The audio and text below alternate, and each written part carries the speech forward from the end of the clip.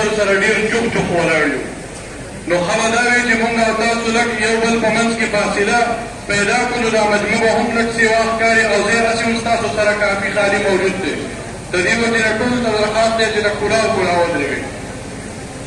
د دې نه وروسته د جمعیت علما اسلام ضلع سوات روح روا فرزند ارجمن حضرت مولانا شیخ الحدیث زرداد باباجی صاحب رحمه الله سابقہ امیر جمعیت علماء اسلام ضلع سوات موجودہ سینئر نائب امیر حضرت مولانا حجت اللہ صاحب ته بلنه ورکوم چې هغه راشي او زموږ او ستاسو مخې ته خطاب وفرمایي.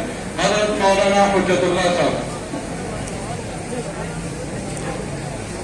نحمده ونستعينه أما بعد فأعوذ بالله من الشيطان الرجيم بسم الله الرحمن الرحيم والذين جاهدوا فينا لنهدينهم سبلنا وإن الله لمع المحسنين.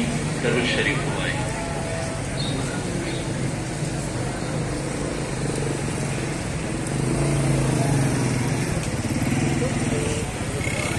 نہایت عزتمندو مشرانو کشرانو دانننی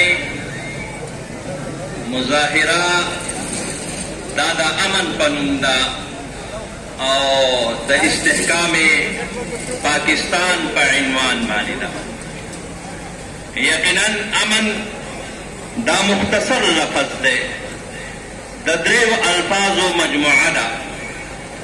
خو چې کله امن وي